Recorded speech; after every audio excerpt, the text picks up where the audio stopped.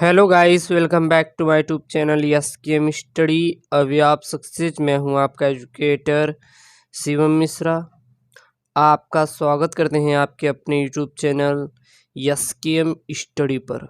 और यहां पर मेरे प्यारे बच्चों, आज हम लोग राजनीतिक शास्त्र पढ़ रहे थे कक्षा 10वीं का सोशल साइंस में चैप्टर में पढ़ा दिए थे। और आज आपका पहला जो चैप्टर था सत्ता एवं साझेदारी, उसको मैं पढ़ा ही दिया था। आज हमारा जो चैप्टर है वो है संघवाद। ठीक है, ये हमारा सिविक्स का चैप्टर नंबर 2 है एनसीईआरटी के अकॉर्डिंग। वो क्या है, संघवाद। इतना अगर इसमें से पढ़ लेंगे तो इससे बाहर एक भी बोर्ड एग्ज़ाम में आपका आने वाला नहीं है। पूरा का पूरा यहीं से प्रश्न बनेगा। बस आपको इतना ही पढ़ के चले जाना है अपना बोर्ड एग्ज़ाम देने के लिए। ठीक है, बाकी आपको किसी चीज़ की टेंशन नहीं लेनी है। इतने में आपका पूरा काम हो जाएगा अच्छी तरीके से। तो संघवाद में देखें तो सबसे पहले आपके मन में आता है कि संघवाद होता क्या है। तो सत्ता के बंटवारे का जो स्वरूप है उसे आमतौर पर संघवाद का नाम दिया गया।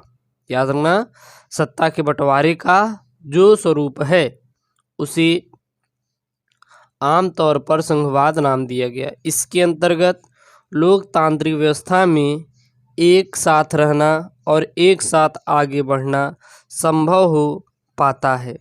अब आपका आता है संघवाद क्या है, यानी संघवाद होता क्या है।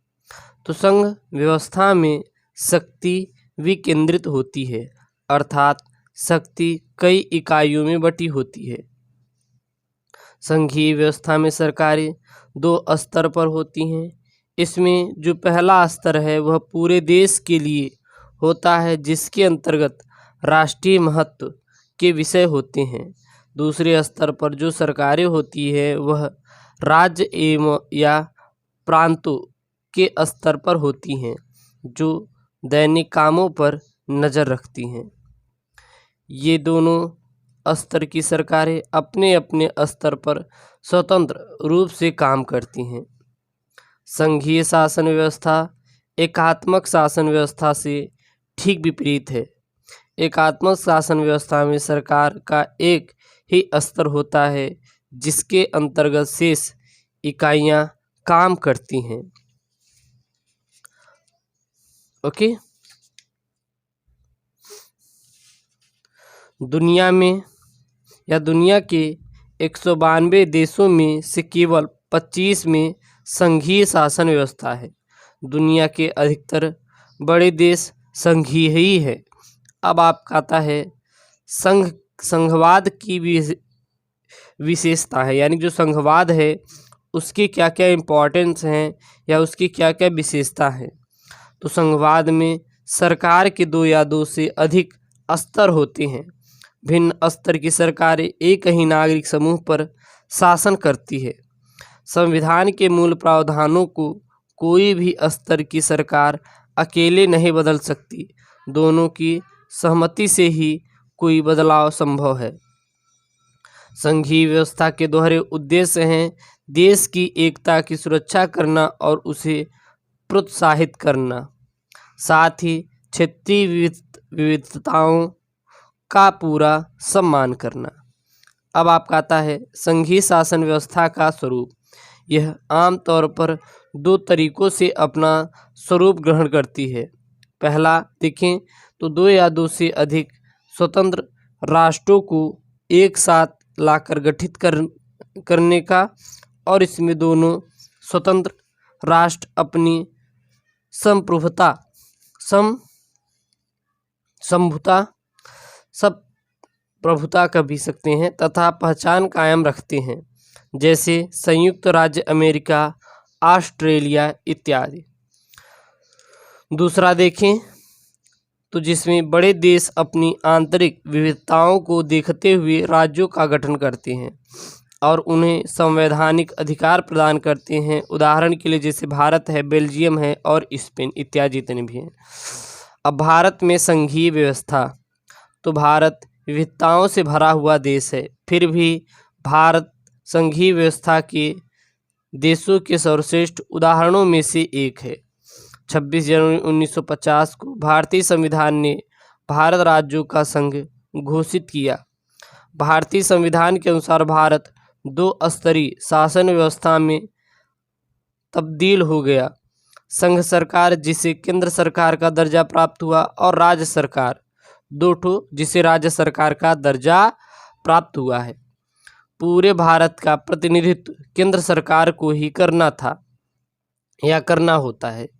बाद में पंचायत एवं नागरिकों के रूप में संघीय व्यवस्था में एक तीसरा स्तर भी जुड़ गया। यानी पहला क्या था कि पूरे भारत का जो प्रतिनिधित्व करता था वो केंद्र सरकार करता था, लेकिन फिर बाद में 3 और जुड़ गई, पंचायत जुड़ गई, इसके ऊपर नगर पालिका जुड़ गई, फिर क्या जुड़ गई, संघीय व्यवस्था जुड़ गई। ठीक है। संविधान में साफ तौर पर केंद्र और राज्य सरकारों के मध्य विधायी शक्तियों का बंटवारा किया गया है। इन अधिकारों को 3 सूची में बांटा गया है। पहला सूची देखें तो उसको बोलते हैं संघ सूची। पहला सूची क्या है? तो जो पहला सूची है वो क्या है? संघ सूची। तो इसमें प्रतिरक्षा, विदेशी मामले, बैंकिंग, संचार और मुद्रा जैसे राष्ट्रीय महत्व के विषय हैं। इन विषयों से संबंधित सारे कानून बनाने का अधिकार केंद्र सरकार के पास है। इन मामलों में कोई अन्य हस्तक्षेप नहीं कर सकता है। अगला है राज्य सूची। इसमें पुलिस, व्यापार, वाणिज्य, कृषि और सिंचाई जैसे प्रांतीय और स्थानीय मुद्दों के विषय हैं। इन विषयों में राज्य सरकार ही कानून बना सकती है और उसको बदल भी सकती है। अगला है समवर्ती सूची। तो इसमें शिक्षा, वन, मजदूर संघ, विवाह, गोद लेना और उत्तराधिकारी जैसे विषय हैं। इन विषयों में केंद्र व राज्य दोनों सरकारों को कानून बनाने का अधिकार है, मगर किसी कानून को लेकर मतभेद होने की स्थिति में केंद्र सरकार द्वारा बनाया गया कानून मान्य होगा। भारतीय संघ व्यवस्था को एक बेहतर व्यवस्था माना गया है। इसके अतिरिक्त भारत के संघ में कई ऐसी इकाइयां हैं जिन्हें बहुत ही कम अधिकार प्राप्त हैं। इन्हें केंद्र शासित प्रदेश का दर्जा प्राप्त है, जैसे चंडीगढ़, लक्षद्वीप इत्यादि जितने भी हैं। अगला है भारतीय संघीय व्यवस्था में न्यायपालिका की भूमिका भी अत्यधिक महत्वपूर्ण है। यह संवैधानिक प्रावधानों और कानूनों पर अपनी नज़र बनाए रखती हैं। अगला है संघीय व्यवस्था कैसे चलाई जाती है या कैसे चलती है।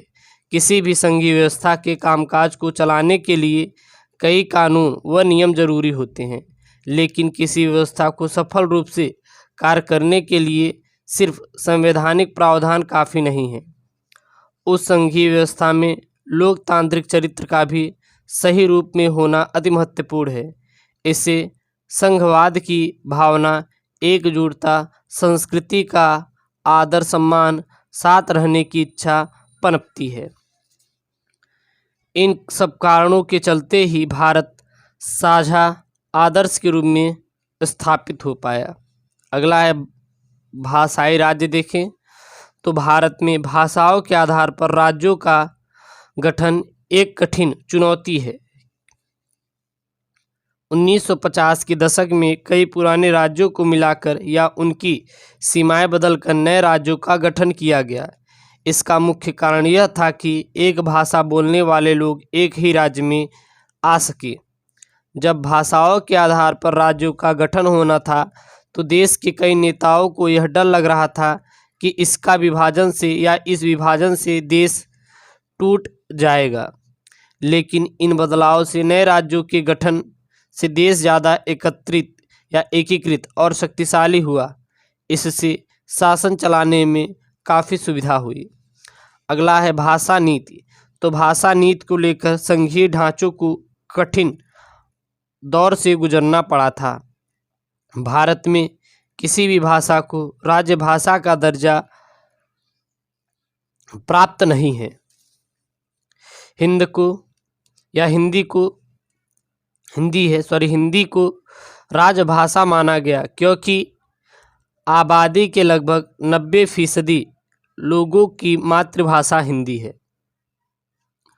भारतीय संविधान में हिंदी के अलावा 21 भाषाओं को अनुसूचित भाषा का दर्जा प्राप्त है।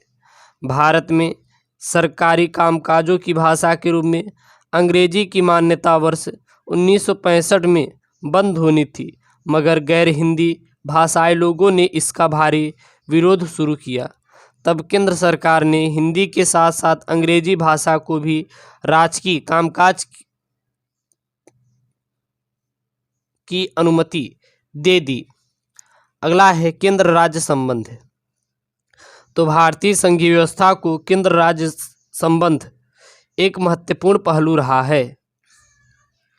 भारत में काफ़ी समय तक एक ही पार्टी का शासन रहा है। इस पार्टी का शासन केंद्र और कई राज्यों में एक साथ रहा है। जब केंद्र और राज्यों में अलग अलग दलों की सरकारें बनी तो परेशानी खड़ी हुई।